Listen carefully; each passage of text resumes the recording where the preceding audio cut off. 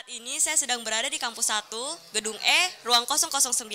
Saat lagi kita akan menyaksikan sebuah seminar bertopikan teknologi elektromedis bersama Dr. Freddy Haryanto. Ini kalau saya boleh untuk menunjukkan sedikit gambaran di kelompok kami kembangkan, kami dalam hal ini biofisika dan fisika medis, tapi pengembangannya seperti biasa dalam kedokteran ada dua hal utama yang perlu ditinjau, diagnosa dan terapi. Diagnosa bisa untuk memprediksi penyakit apa yang ada dan terapi bisa untuk penyembuhannya. Lalu yang kedua yang kami kembangkan sini, ini model fisis dari kami ingin ceritakan ke masalah sistem biologi. Ini lebih ke arah sainsnya, kalau yang dua aplikasi sebetulnya lebih tepat untuk ke dunia tadi yang dikatakan elektromedisnya sebetulnya. Namun dalam dunia yang sainsnya pun dibutuhkan kemampuan bidang elektron maupun informasi jelas diperlukan sekali. Nah ini yang nanti kita akan masuk beberapa hal dalam topik yang saya berikan di sini, tapi ini yang kami kembangkan di TB sebetulnya. Nah, namun ini prinsip dasar dari diagnosa selalu hubungan antara objek. Objek ini kalau di diagnosa biasanya yang pertama, tipe pertama itu kita memberikan gangguan. Gangguan sini atau sumber ini biasanya kalau dalam kesehatan paling umum itu digunakan gelombang EM, elektromagnetik. Tapi bisa juga gelombang suara. Kita berikan kepada manusia, berikan pada objek, lalu hasilnya kita amati. Nah, kita berperan dengan detektor. Nah, di mana peran kita sebetulnya ya bagaimana mendesain sumber ini atau pengganggu ini maupun apa yang kita punya di detektor ini. Karena dalam hal detektor kita bisa menghasilkan dari informasi detektor itu citra seperti CT scan dan sebagainya. Atau kalau Bapak Ibu pernah dengar oksiometer, alat untuk mengukur kadar oksigen darah. Sebenarnya gelombang yang dipancarkan oksiometer juga gelombang EM juga, tetapi berbeda frekuensi. Tapi yang dimunculkannya bukan gambar, bukan seperti CT scan. CT scan gelombang EM juga, tapi pada frekuensi yang lebih tinggi. Tapi yang dimunculkan cuma dalam bentuk kurva. Bagaimana kurva tersebut menunjukkan darah ibu atau darah bapak atau darah adik sekalian mempunyai oksigen yang cukup baik atau tidak. Oksigen yang cukup baik artinya oksigen yang cukup banyak sehingga kesehatan tubuh bapak ibu lebih baik gitu. Jadi ini prinsip yang pertama dalam diagnosa biasanya. Nanti kita akan lihat beberapa contoh setelah tampilan tentang konsep dasar ini, tentang penggunaannya, tentang idenya bagaimana, apa yang menggunakan prinsip yang pertama atau prinsip yang kedua. Ini punya objek juga, tapi objek ini dalam tubuh kita selalu memancarkan sesuatu. Yang paling jelas tubuh kita juga memancarkan gelombang EM. Itu tidak bisa dipungkiri. Yang paling mudah gelombang EM yang ditangkap oleh tubuh kita itu infrared. Yaitu kalau itu melihat temperatur tubuh kita. Nah, tinggal bagaimana kita menaruh detektornya di sini. Ini yang terjadi. Jadi ini prinsip diagnosa yang selalu pada dasarnya umum dibagi hanya dalam dua kategori, menggunakan sumber atau tidak. Terkadang awalnya sih biarkan saja tubuh kita memaparkan, tapi kadang-kadang kalau tubuh kita tidak bisa memaparkan, kita beri gangguan. Karena dengan diberi gangguan, biasanya timbullah suatu dalam hal kajian sainsnya itu interaksi antara sumber dengan yang diganggu objek. Maka proses perubahan yang diukur oleh detektor kita itu bisa memberikan apa sih objek ini seperti apa. Contoh, maaf dalam kehidupan sehari-hari kalau kita nggak pernah mengganggu seseorang, kita mengenal dia dengan baik, ya kan? Biasanya saat ada komunikasi, nah seperti itu idenya. Itu dalam diagnosa. Tapi dalam terapi hampir sama. Tapi ini objek, dengan kita cuma kasih sumbernya. Nah, ide yang terapi ini dengan diagnosa yang pertama tadi dengan diberi gangguan, hanya satu bedanya tidak ada detektor. Karena dalam diagnosa kita perlu mengukur respon, dalam terapi tidak perlu mengukur responnya. Responnya dilihat pada kerusakan pada objek saja kan. Dan ide ini yang penggangguan yang sama itu sama dengan dalam kalau kita menggunakan CT scan untuk mendiagnosa tubuh kita dengan satu alat namanya untuk terapi namanya LINAC, ini oscillator. Itu sama-sama gelombang EM, sifatnya pada daerah ionisasi pemerusak betul, tapi satu mengakibatkan kerusakan yang cukup besar pada jaringan tumor nantinya. Sedangkan kalau CT scan kita harapkan kerusakannya tidak, tapi informasi yang dibawa bisa menunjukkan ada apa dalam objek kita, seperti apa respon objek kita. Nah, saya lupa tadi menggambarkan di sini sebetulnya kalau Bapak Ibu dari latar belakang di sini teknik pasti jelas punya input, output dan ini ya kan black box-nya. Yang kita ingin tahu black box-nya seperti apa. Itu saja. Tapi terkadang input pun tidak kita butuhkan bisa. Kalau kita punya black box-nya ini memancarkan suatu outputnya aja yang tinggal kita cari. Itu itu masalah ada feedback dan sebagainya, itu yang kita cari sebetulnya. Kerjaannya sih gampang secara desain, tapi waktu masuk ke detail, nah itu baru capeknya, makanya perlu suatu penelitian. Nah dalam hal seminar hari ini saya ingin menceritakan tentang sedikit ini tentang kanker yang menjadi penyakit utama, istilahnya pembunuh. Walaupun sebenarnya ini satu hal yang menarik yang sering saya bagikan juga, dua penyakit ini, kanker dan gangguan saraf, ini mulai menanjak sekarang di beberapa negara maju. Tapi di negara berkembang, mohon maaf, ini masih turun lagi ke bawah. Yang pertama itu pasti biasanya penyakit menular, gizi buruk. Sehingga nanti, mohon maaf, kalau Bapak Ibu terkait dengan penerapan ini, saya harus memikirkan dua itu tadi, yaitu gizi buruk, penyakit menular. Penyakit menular yang banyak itu demam berdarah, malaria, dan itu belum, Pak, ya di Indonesia itu belum terlepas. Tapi di negara-negara yang lebih maju, ini yang pertama. Selain mungkin ada serangan jantung. Oke, dari sisi penyakitnya seperti itu, mungkin kalau saya boleh lanjut, tapi kalau ada pertanyaan silakan dipotong saja.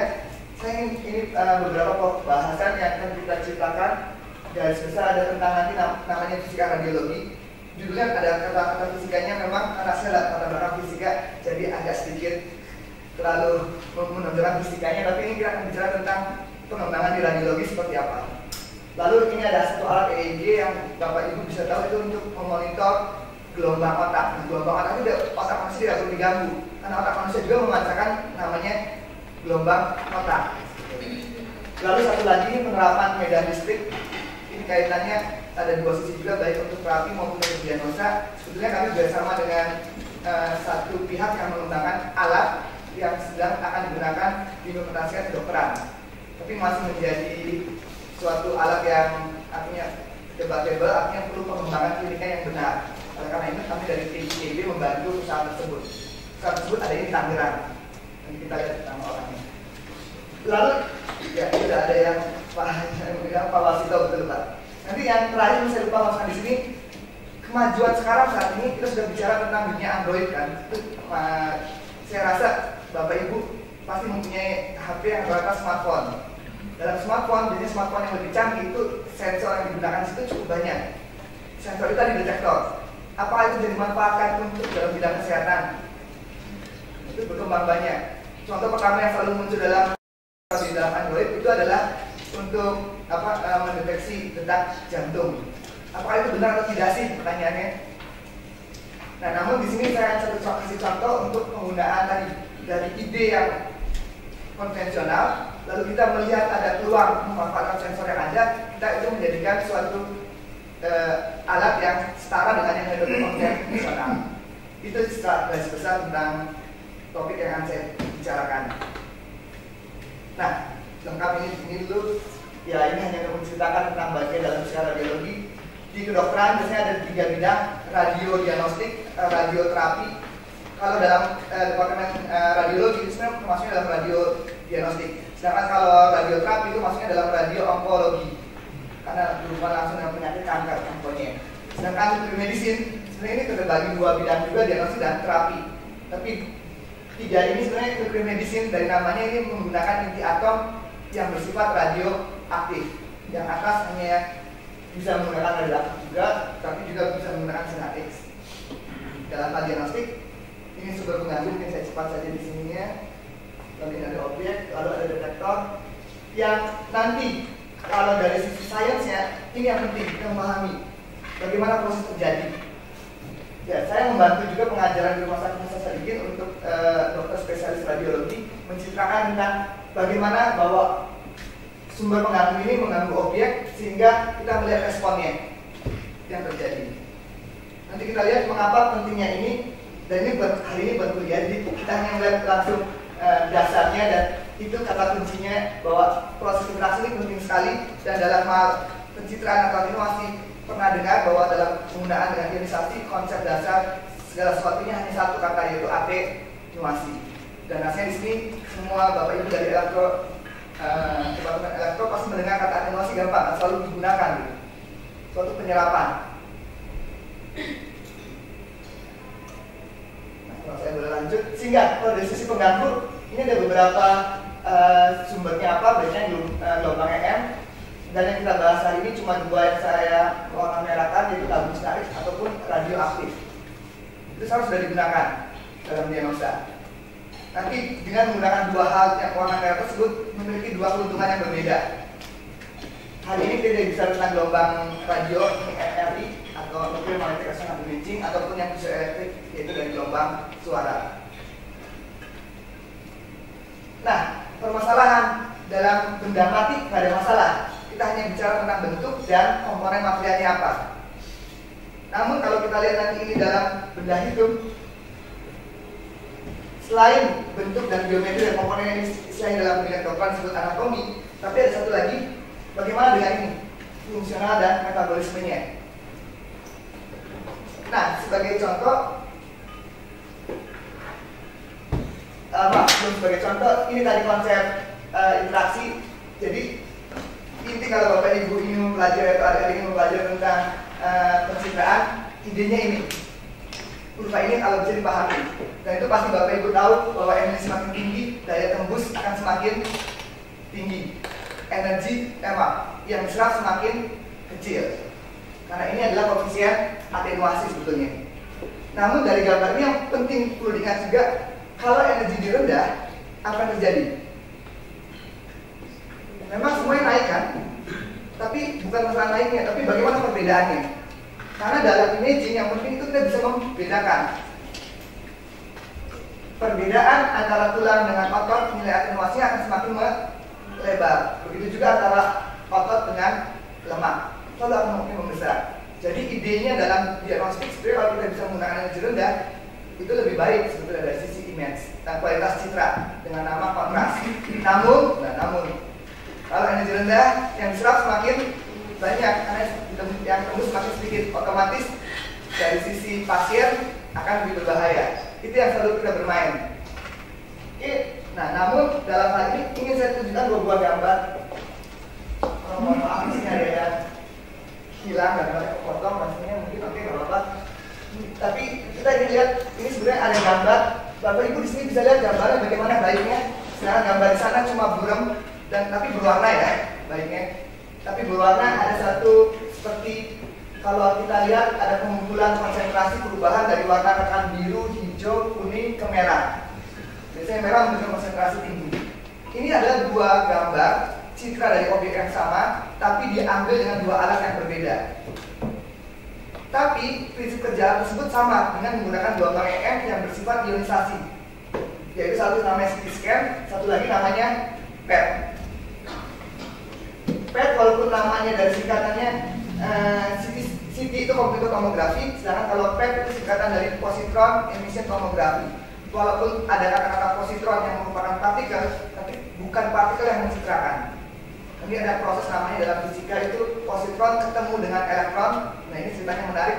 Positron itu disebutnya antipartikel, elektron itu partikel. Nah kalau anti dan partikel bertemu itu saling meniadakan, hilang, menjadi dua buah cahaya. Cahaya tersebut nanti yang mencitrakan. Kalau lihat dari alatnya ini sama.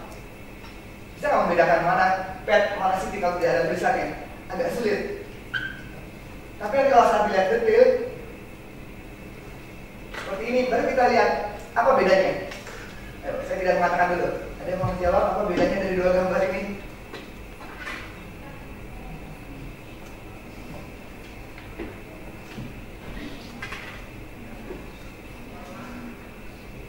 Bentuk luar hampir mirip, tapi begitu lihat diagram skematik bagaimana citra dihasilkan.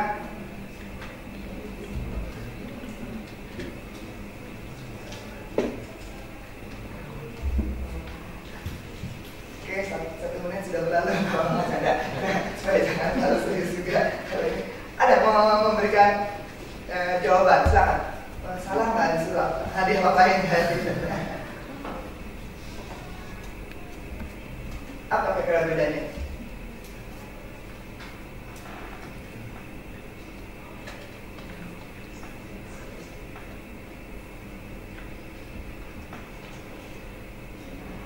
Ya, satu sinarik, satu itu ada suatu reaksi namanya anihilasi. Tadi elektron bertemu dengan positron atau positron bertemu dengan elektron mengeluarkan dua cahaya yang disebutnya itu dua cahaya yang koinsiden.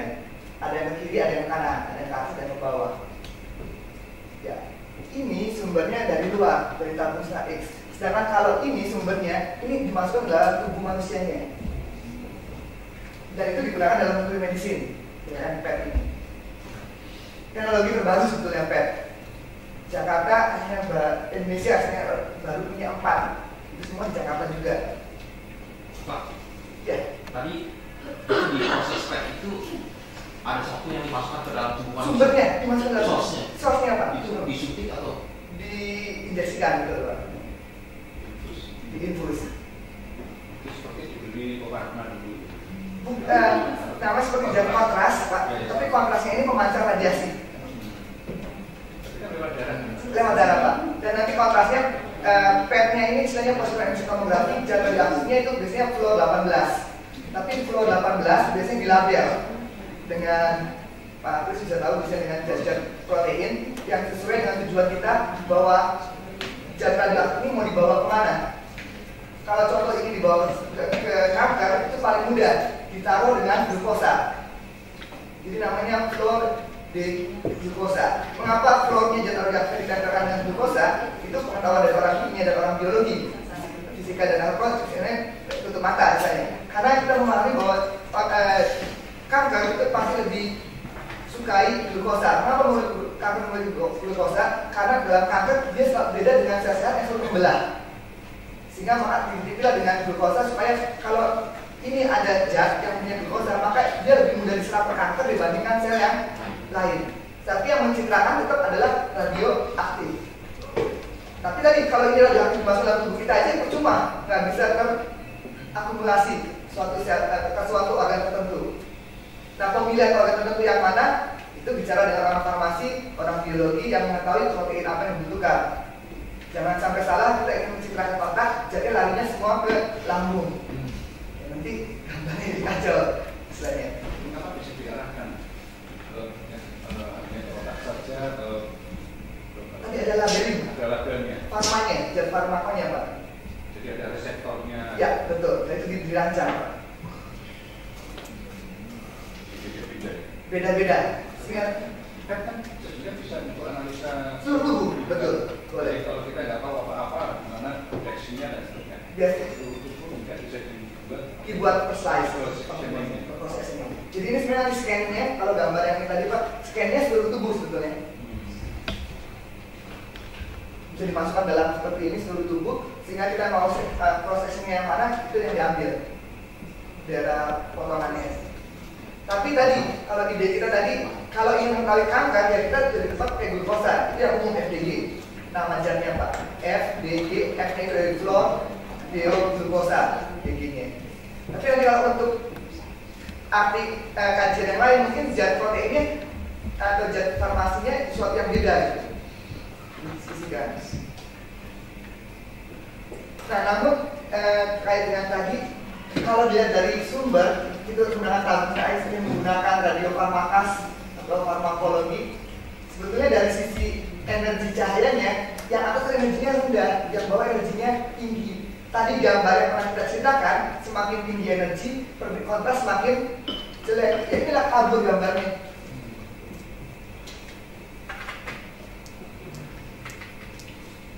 Ya, jadi nanti kalau ada muncul warna beda-beda. kalau warna beda itu hanya teknik kita konstruksi Pak. Jadi nanti ingat, mohon maaf kali ini agak sedikit loncat. Bedanya ronsen dengan CT scan apa? Ronsen itu hanya mengambil satu proyeksi, langsung dapat gambar dari detektor. Black and white. Ya, black and white. Sebenarnya kalau diwarnain boleh juga Pak. Tinggal itu rekayasa citra, nggak bisa Pak. Tapi kalau CT itu tidak satu proyeksi, tapi multiple proyeksi. Sederhananya gini, kalau Bapak Ibu ingin melihat suatu benda objek dengan benar, kalau hanya dari satu sudut pandang, kurang baik. Itu kan konsep secara sosial pun tahu. Tapi kalau kita melihat dari banyak sudut pandang, objek ini kita kenal dengan baik. Nah, tapi masalahnya bahwa proyeksi-proyeksi yang kita punya itu bagaimana untuk dibentuk menjadi citra yang kita ingin lihat objeknya. Nah, itu dalam hal teknik data. Setelah akuisisi data ada bagian rekonstruksi data. Jadi ada imaging. Betul, imaging processing. Nah, maaf tadi saya tidak ceritakan di sini kalau itu ada yang terkait dengan imaging processing, itu suatu pekerjaan di dunia ya, Bapak Ibu dan adik-adik semua di bidang elektro dan informasi. domain processing. Dan ya hasilnya di situ peran kita kalau ada nanti data jelek, bagaimana data jelek ini jadikan lebih baik, tapi jangan akal-akalan. Akal-akalan, mohon maaf, kejadian kemarin Pak Jokowi dibuat meme dengan Photoshop, ya itu lahir kan. Tapi kalau kita dengan data yang ada, dia bukan menghilangkan informasi, tapi memperkuat informasinya. Nah, itu bedanya. Bukan untuk membuat sesuatu yang misleading. Nah, tapi walaupun terlepas tadi pet itu jelek, tapi ini yang menarik dalam pet. Kita bisa menggunakan fungsional. Ini contoh gambaran suatu diagnosa dari otak kepala per slice-nya misalnya. Ini ada yang corona, temporal, dan sagittal. Potongannya kita bisa buat. Otak normal menarik, orang fisika melihat ini simetri kan? Pak Heri sebenarnya, saya fisika Pak Heri. Ini simetri, artinya antara contoh kalau di belah tengah kiri kanan sama Pak ya, bagus. Kiri kanan sama, bagus. Tapi begitu ada otak yang lain yang untuk orang penyakit Alzheimer, itu udah mengalami suatu perubahan. Bagaimana penyerapan zat FDG tadi? Sehingga kalau ada suatu perubahan, orang mengenai istilah nanti dalam dunia imaging pattern recognition. Bagaimana mengenali suatu pola pattern recognition? Mengenali pola bentuk ya, ada perubahan apa? Contoh Alzheimer berarti ada bagian-bagian kandung di kepala yang ini kayaknya kosong. Nah kalau kosong biasanya ya ini mohon maaf, saya bukan dokter lebih tahu otak manusia itu ada bagian-bagian ini bagian apa depannya, asal temporal, occipital, frontal dan sebagainya. Saya bukan dokter, saya nggak tahu. Tapi itu akan ada menunjukkan terkait dengan beberapa penyakit yang ada. Ini dikembangkan oleh beberapa database. Ini sudah ada oleh Harvard University. Saya ambil hasilnya dari ini. Dan ini untuk peak disease, penyakit yang berhubungan dengan gangguan otak, penyerapan saraf. Jadi Bapak Ibu bisa perhatikan ternyata antara Alzheimer sama peak disease daerah yang kurang responnya berbeda gitu. Kasarnya kalau di sini artinya Alzheimer, ini bagian depan itu artinya peak disease. Itu tanda-tanda warna-warna itu menunjukkan aktivitas. Proses penyerapan aktivitas tadi jangan tadi, betul. Karena tadi jangan tadi yang di label. Ukurannya sama tapi aktif tapi tidaknya. Betul Pak.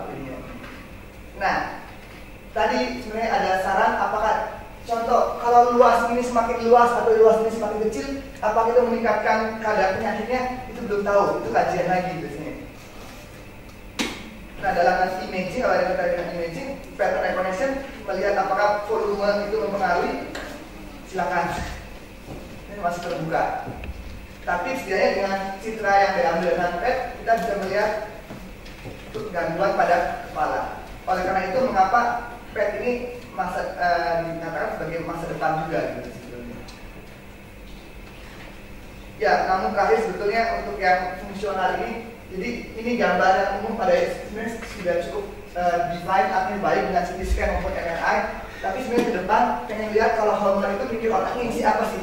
Otaknya sebagian walaupun yang kecil itu apakah hanya banyak donat karena dia suka donat atau tidur aja gitu? Banyak. Jadi ide ke depan bagaimana dari bukan hanya struktur otak kita punya bentuk dan anatominya, tapi kita lihat fungsinya. Nah nanti terakhir kemampuan terakhir beberapa slide dengan tadi yang alat electric SCVT elektrokapasitansi volumetri tomografi, kita ingin menggunakannya juga gitu. Dan alat itu jauh lebih murah. Ini alat ini tidak bisa untuk mendeteksi koruptor. Misalnya itu salah satunya. Kalau pertanyaan itu malah ada penelitian bukan hanya koruptor, malah psikopat pengen deteksi juga Pak. Mana ada yang bilang boleh kan nanti setelah kita tahu koruptor atau psikopat gejala munculnya koruptor atau psikopat itu nanti diubah sedemikian rupa dengan teknologi baru ada namanya Pak. Nanti di slide tentang EG ada namanya sehingga orang ini dibuat lebih baik gitu. Tapi nanti mohon maaf itu Pak Rektor tidak ada dari teknologi itu udah perannya Tuhan ya. Kalau sudah mengubah otaknya manusia. Dan penjara lebih kosong Pak.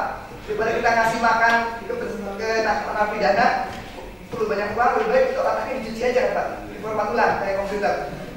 Ada namanya teleterapi, ada namanya brachytherapy. Teleterapi itu dari luar, brachytherapy dari dalam. Jadi mirip seperti sama dalam diagnostik, ada yang dari luar, sinarnya ada yang dari dalam. Lalu idenya digunakan yang mirip sama. Ada keuntungan, ada kelebihan. Keuntungan teleterapi jelas. Kita tidak usah memikirkan menarik sumbernya kan. tinggal biarkan saja gitu, matikan misalnya, bisa kita atur. Tapi kalau berapi-api, kita harus menaruh dan mengambil. Menaruh itu dalam tubuh manusia itu lebih susah, apalagi nanti mengambilnya. Kecuali kalau kita menaruh saja, biarkan saja dia di dalam tubuh manusia. Sama seperti dari PET, PET itu memberikan radioaktif tapi tidak pernah mengambilnya lagi. Oleh karena itu dipilih radioaktifnya waktu parunya sangat singkat, supaya semakin lama dan semakin berkurang sehingga tubuh manusia tadi tanda kutip lebih aman, bukan sekedar radioaktif. Ide sederhana di sini tumor, kalau ini dari luar, ini biasanya nanti tumor pengen dapat dosis besar. Tapi kalau ingin besar karena dari luar, maka yang bagian-bagian yang lain akan terkena radiasi juga. Sehingga sederhananya dalam tujuan radioterapi maksimum pada tumor, minimum pada jaringan sehat. Bermain dengan ini, teknologi berkembang. Nah, dari perkembangan teknologi ini nanti kita akan lihat dulu tadi sumber apa yang kita berikan. Ternyata dalam hal dunia saat ini ada 3 perbandingan: elektron, foton, dan proton. Yang baru ada di Indonesia itu elektron dan foton. Nama alatnya LINET. Proton itu di Asia Tenggara belum ada, tapi Singapura mau pasang. Saya ada kenalan. Jadi dia rencana mau pasang mungkin tahun 2019, alat itu baru jalan dan sudah direncanakan. Di Indonesia kita melakukan proton karena waktu itu bicara dengan Singapura sama, biasanya apalagi Singapura walaupun dia itu National Cancer Center-nya seperti dalam Pak sini selalu nanyakan profitnya bagaimana. Ini mungkin mudah-mudahan di sini ada yang pernah menang elektron, foton, dan proton. Mana yang paling berat dari masa proton? Sehingga kalau mempercepat semakin berat, berarti uangnya perlu banyak kan, energinya perlu tinggi kan, otomatis biayanya lebih besar gitu. Itu udah umum gitu. Nah, namun mengapa digunakan dari ini?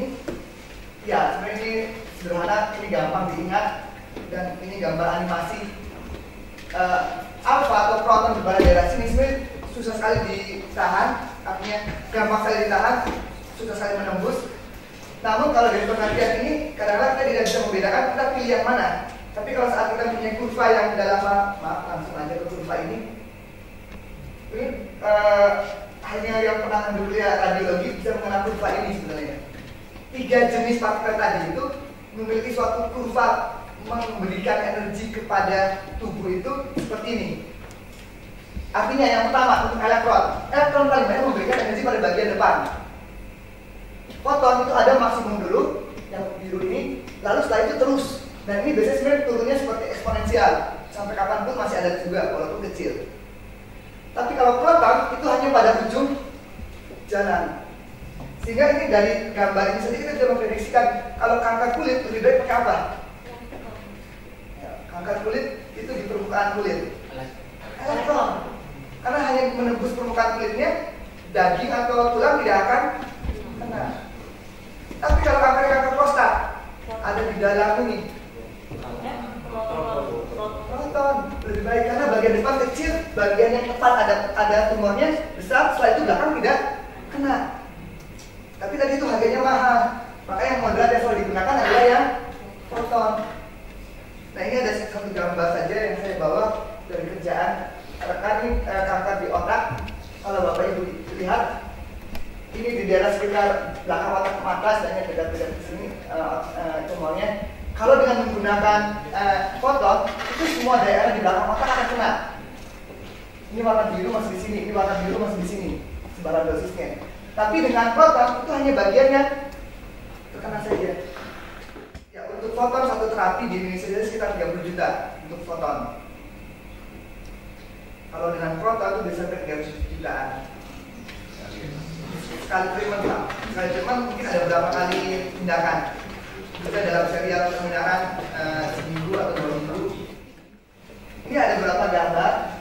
Ini tahun 1960 di dunia sampai dengan tahun 2000-an. Tadi ada tahun terakhir di kita. Contoh, mohon maaf kalau di Rumah Sakit Hasan Sadikin Bandung, kami punya masih generasi yang order ini.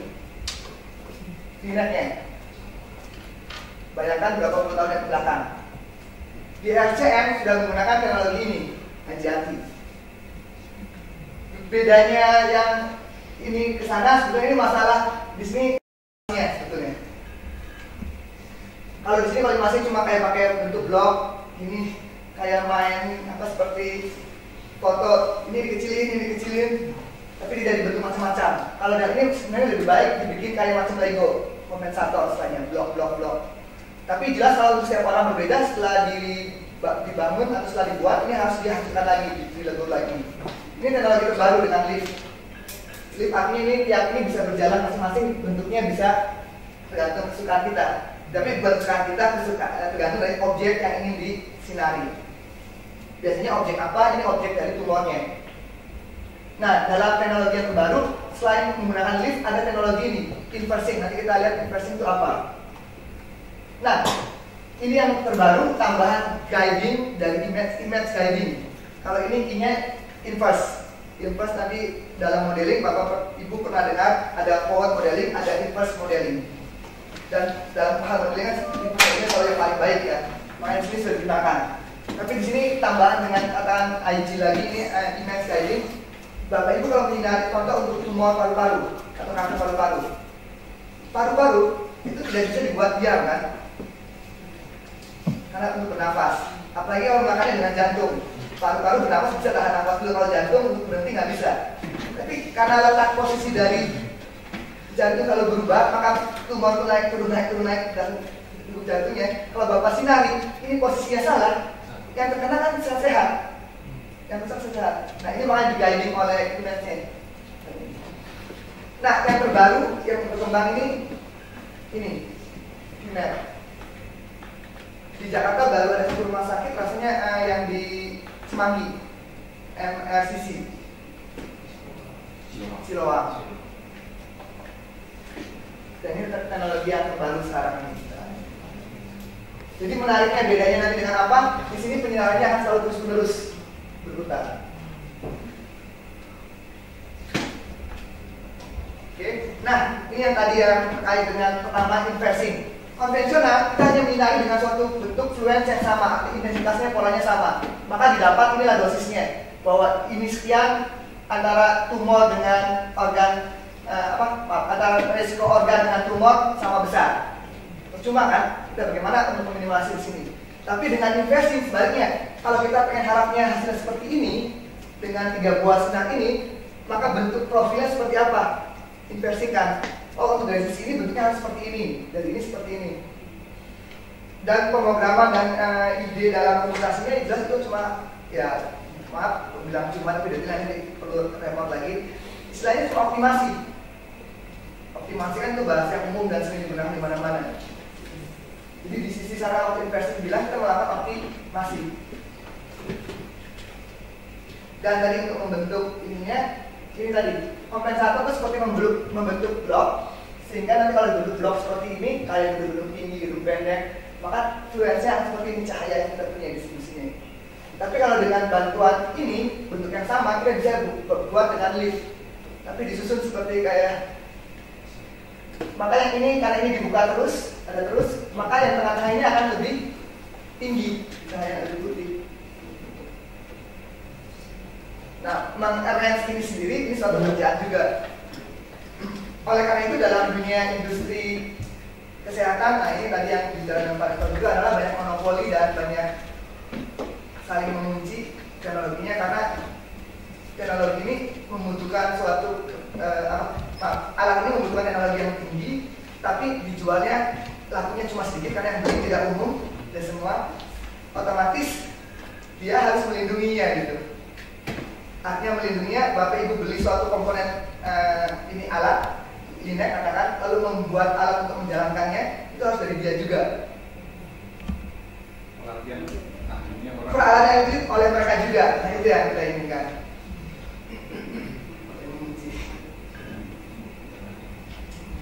Ketergantungan Pak. Nah untuk itu saya tidak tahu untuk memecahkannya ketergantungannya seperti apa. Memang ada nanti di bagian rumah sakit ada yang disebut nanti biomedical engineering, atau untuk coba melihat kalau ada kerusakan atau apa, untuk membantu. Jadi kalau nanti sudah diberi oleh Toshiba, nanti kesananya terus biasanya Toshiba terus, sulit untuk pindah ke vendor yang lain. The other thing to note is that we treat the patient with a full bladder, shown in dark blue. This is so that the small bowel shown in light blue is pushed outside the radiation field. When the patient arrives for their treatment, they are set up on the treatment couch using the green lasers that you see on the screen. We give the patient reference marks. For a prostate patient, you would normally have 3 marks, anterior and laterals. By aligning the marks with these lasers, we can ensure that the patient is in exactly the same position as they were when they had their CT scan. Namun terkait dengan supaya lebih pemahaman luas, perhitungan dosisnya seperti apa? Ini ada 2 hal yang dilihat yang konvensional dengan Monte Carlo. Cuma ada satu slide yang saya bawakan, tidak ingin bicara detail. Ini yang konvensional. Nampak di sini perhitungan dosis menarik karena begitu tumor nampaknya bagus. Padahal kalau kita lihat secara detail secara Monte Carlo, di sini ada suatu daerah yang disebutnya underdose, artinya tumor menerima dosis yang lebih rendah. Nah, dengan perbedaan perhitungan dosis, kalau ada tertarik juga dengan dosimetrinya, karena itu komputasi juga, harga software dan alat itu bisa meningkat menjadi 10 kali lipat. Contoh kalau dengan pensil beam 500 juta, yang sana bisa 5 miliar. Itu baru softwarenya aja, sistemnya, belum alatnya. Yang kembali lagi, karena softwarenya memerlukan teknologi yang teknologi komputasi yang baik dalam perhitungannya, tapi yang membelik sedikit. Jadi kalau dibandingkan dengan teknologi seperti Visual Studio ataukah Photoshop, mungkin Photoshop lebih canggih, tapi Photoshop dibeli oleh banyak orang. Pembelinya pengalihnya beda gitu. Jadi otomatis lah agak seperti ini.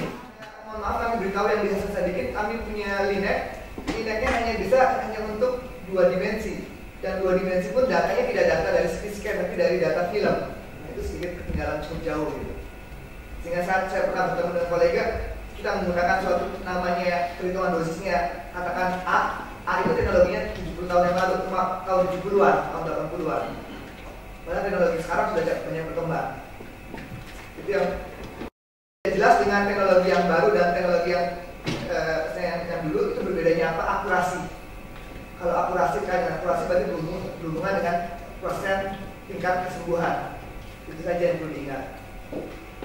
Ya, kalau Bapak Ibu nanti mohon maaf, janganlah kena kanker, kalau kena kanker tanyakan perhitungan dosisnya pakai apa. Siapa yang ini? Itu penting.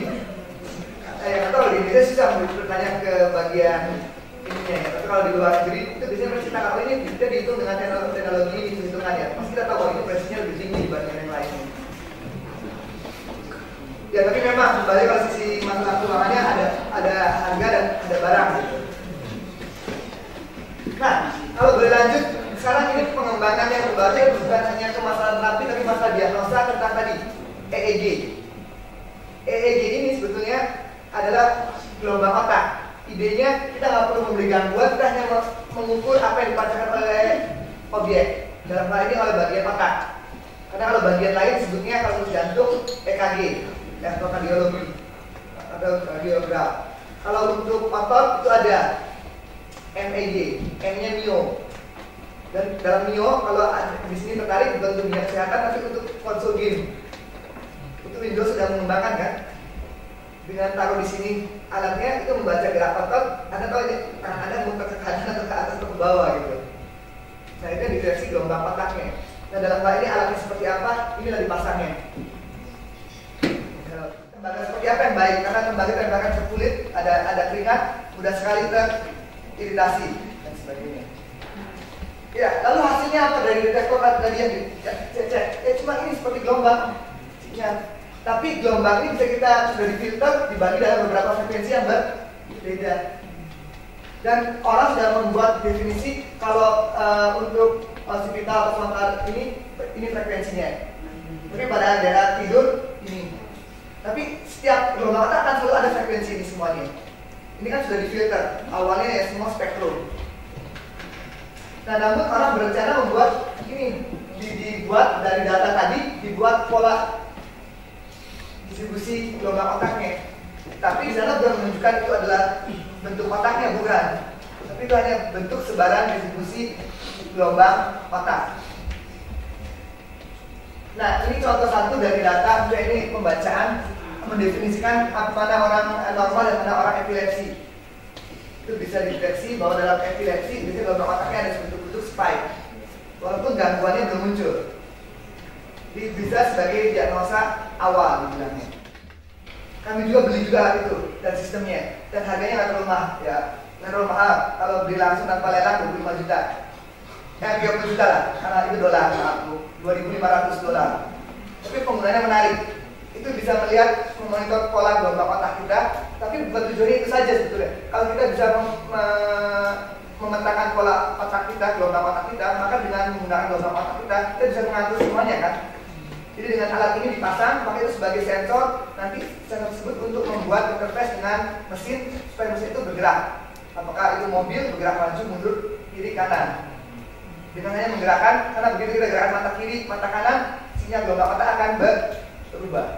Kemarin ini saya ke ITB lihat ada lengan robot itu ini juga Pak. Lain kalau lengan robot kemarin. Kalau lengan robot lebih banyak kan ke mio. Kalau ini otak. Tapi sebenarnya bisa juga kan Pak? Boleh. Jadi nanti Anda taruh ini di sini, Anda menggerakkan sesuatu di sana boleh. Tapi jelas itu ada tambahan. Ini membaca gelombang otak Anda, mengenalkan, lalu mendefinisikan kalau gelombang otaknya seperti ini, artinya Anda cuma begini, diam saja mesinnya, tapi begitu mata Anda bergerak kiri, arah sana, tangan kiri yang bergerak, itu bisa. Nah, namun ini yang terbaru dikembangkan masa depan EEG, ini yang tadi saya bicara. Kita mengenali otak kita, fungsi otak kita dalam otak ini dengan alat EEG di sini.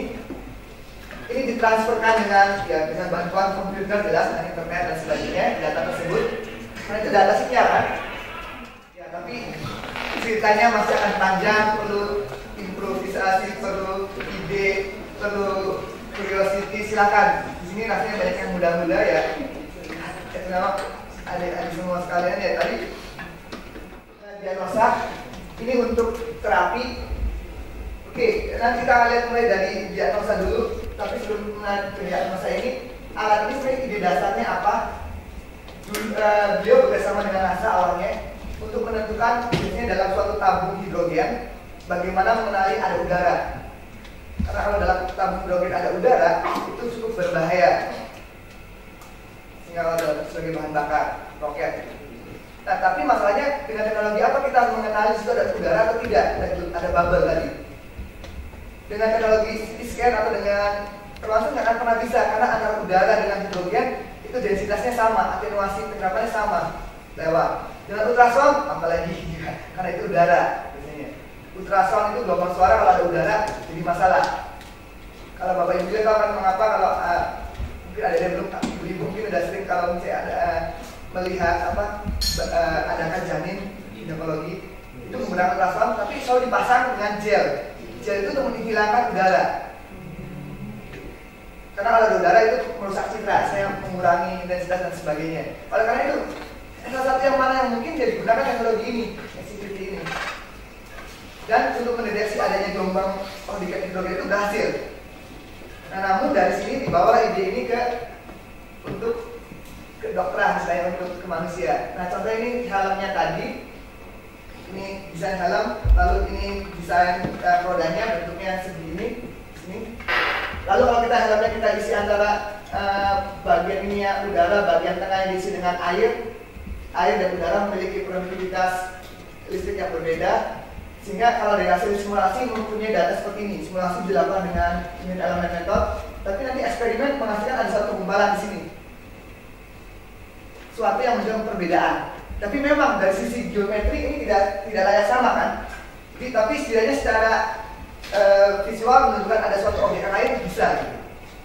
Oke, dari ide itu lalu dibuatlah cara yang lain, sumbernya dibolak-balik atau geometrinya dibuat berubah. Nah, di sini sudah, tapi kembali lagi di sini.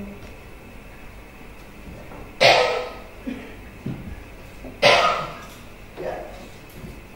Ini dibuat berubah, istilah dalamnya udara, pinggirnya air, maka akan masanya yang berbeda. Nah, tapi saat ini untuk coba diterapkan ke manusia, Bapak Ibu bisa melihat ini MRI, ini SCVT. Namun secara pribadi saya bertambat untuk anatomi ini nggak jelek sebetulnya. Bapak melihat bentuk ini apakah sama seperti bentuk di atas? Tidak.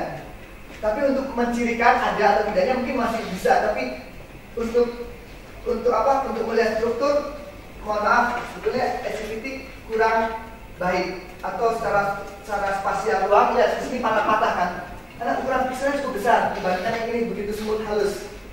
Ini ingin mencapai ini pixelnya kecil-kecil tidak pernah mungkin, karena elektrodanya dirancang harus jauh lebih kecil. Elektroda kecil, maka untuk mencakupi seluruh kepala manusia itu elektrodanya bisa lebih banyak. Yang tadi kita pasang itu elektrodanya kurang lebih ada 32. Kalau ini buat lebih kecil, ya 32 jadi 300, data yang dibutuhkan jauh lebih banyak lagi. Jadi secara jumlah kurang masuk akal. Namun ini yang ingin saya tambahkan untuk fungsional. Kita nggak melihat gambar otak manusia, tapi bagaimana poin-poin yang menyala misalnya, warna-warna ini. Ternyata untuk gerak tangan kanan, gerak tangan kiri, gerak dua tangan atau gerakan kompleks itu mengalami suatu posisi skala berbeda. Nah dari sini kita bisa menunjukkan ini pola, bahwa untuk gerak kanan, gerakan kiri ini bisa menunjukkan pola yang berbeda. Dan untuk setiap orang selalu sama bahwa bagian-bagian ini. Nah alat ini nanti bisa juga dijadikan seperti alat EEG tadi untuk menjadi pembaca gelombang otak, tapi nanti ditransferkan sebagai penggerak sesuatu. Tinggal nanti diuji mana yang lebih baik, apakah ini lebih baik atau yang EEG lebih baik. Lebih baik apa artinya? Bagaimana kestabilan polanya? EEG apakah setiap orang berbeda? Ataukah selalu sama? Sama juga dengan SCVT. Dan kami kembangkan ini sebenarnya saya tidak menceritakan di sini slide-nya. Kami selain untuk motorik, ya ini akan diri untuk visual, sensorik, saya mata, juga pendengaran, pengaruhnya seperti apa. Dan yang terakhir sedang kami coba untuk tadi yang orang sakit jiwa, penyakit psikiatri ya, seperti apa? Apakah di otaknya ataukah si zone-nya seperti itu. Di sini ini biological cell. Biological cell artinya sel yang dilabeli sehingga dia memancarkan cahaya, sehingga kalau dengan menggunakan mikroskop dia bisa melihat. Nah ini menarik perubahan dari sisi saat terjadi mitosis. Mitosis Pak sel. Nah, saat terjadi pembelahan, secara fisik itu terjadi seperti pembentukan dipol. Kalau pembentukan dipol, maka diberi medan listrik yang berubah-ubah, maka dipolnya seperti beroscilasi. Suatu saat misalkan bukannya membelah jadi dua, tapi menjadi pecah. Kalau pecah, matilah angkanya. Nah, pembelahan dalam sel sehat dan dalam sel tumor jelas kita tahu, sel tumor jauh lebih cepat membelah dibandingkan sel sehat. Malahan kalau untuk yang sudah dewasa, sel sehat tidak lagi membelah selama jumlahnya tetap sama. Soalnya kalau ada yang berkurang, baru dia menambah, namanya repopulasi. Tapi kalau kanker tidak peduli, dia selalu berkembang biak. Karena itu dengan teknologi ini bisa cukup baik untuk membunuh. Misalnya dalam tubuh manusia, di gambar ini statik Pak, dibuat oleh ditaruh dalam kulturbis, ditaruh dalam kulturbis karena dikulturkan lalu dijepit dengan plat, lalu plat itu diberi medan listrik percobaannya. Tapi dengan diberi labeling dulu selnya supaya melihat proses kalau dari mitosis dia memancarkan cahaya, kita lihat dengan mikroskop fluoroskopi, fluorescence mikroskop. Nah ini pengembangan, ya hampir mirip sih sebetulnya. Tapi dalam teknologi medan listrik tadi ada yang membelah sel dengan medan listrik supaya selnya terbuka. Tapi mereka saat terbuka dia akan menutup lagi. Kalau yang di sini sel kanker ditumbuhkan, sini jelas sudah dikultur Pak. Nah kembali lagi ya karena mohon maaf supaya lebih banyak diskusi. Ada filmnya lagi kalau ini nanti ada nama Bill Doyle di dalam film tersebut, Bapak Ibu bisa melihat ceritanya bagaimana. Dan ini sudah cukup diimplementasikan juga.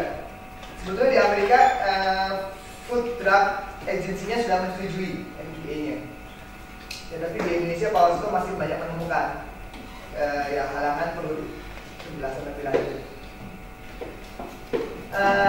Kami mungkin di ITB yang untuk terapi mungkin kita agak sedikit tunda dulu karena kami belum punya laboratorium biologi untuk melihat memang betul apakah sel tadi coba tadi bisa dieksperimenkan lagi.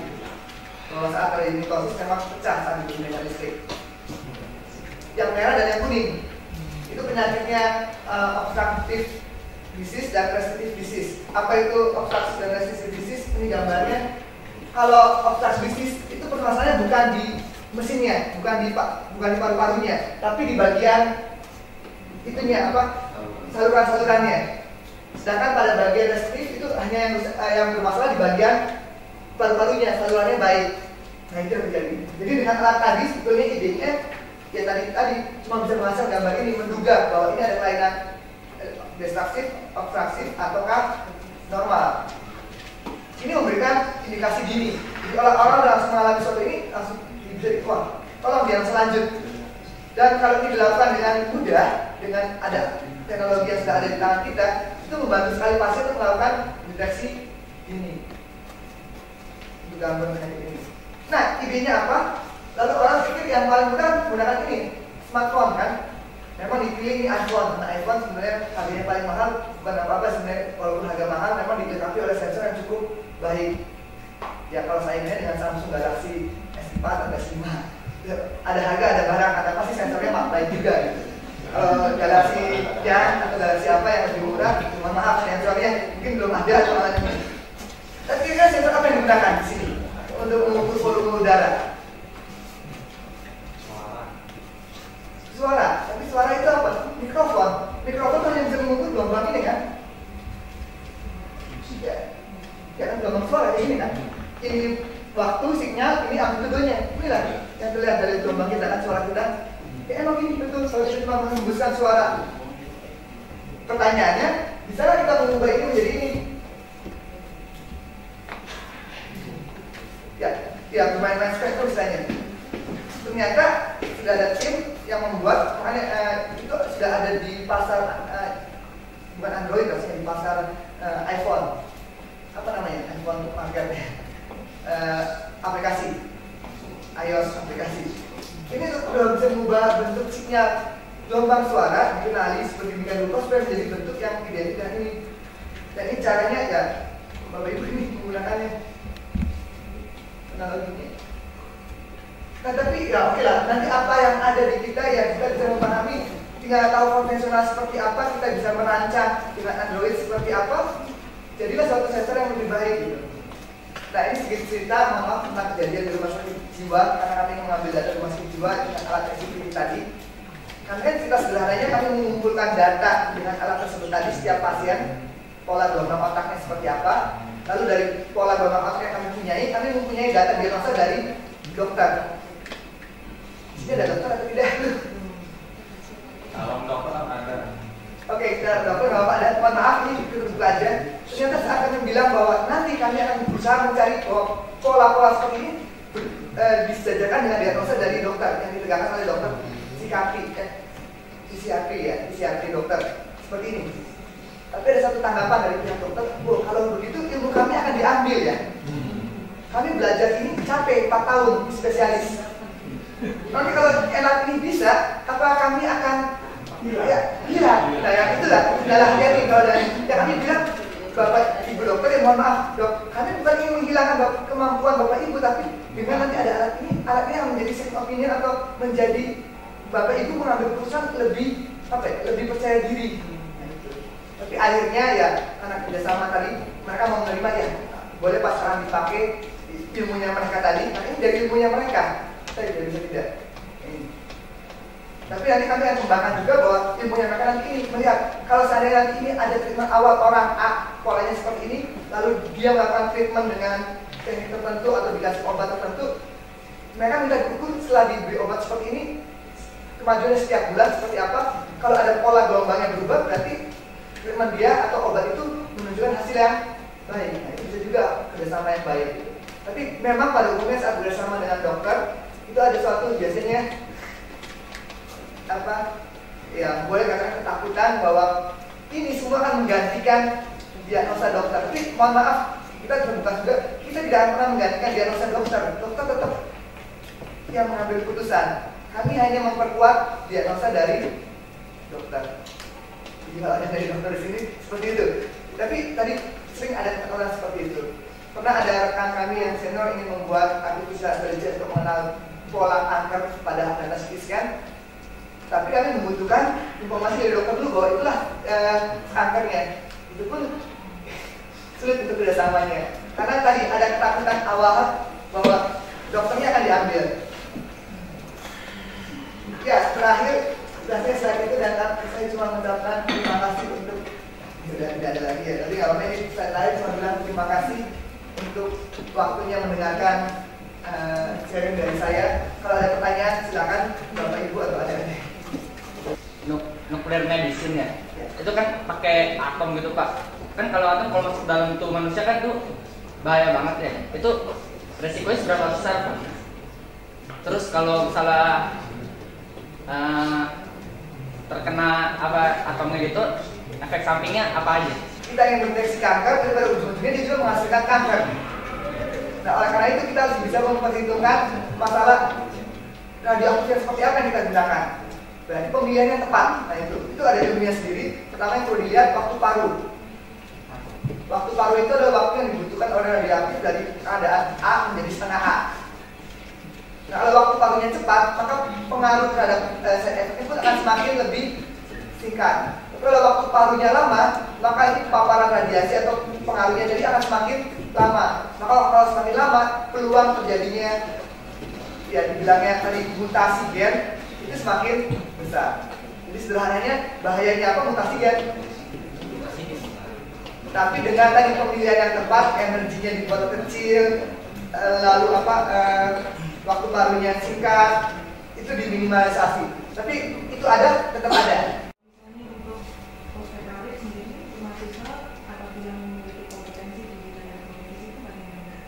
Walaupun tidak operator, bagaimana prosesnya saya bisa memiliki karir yang maksudnya karirnya nggak sekedar operator saja sejauh ini, bagaimana apakah sudah ada wadah.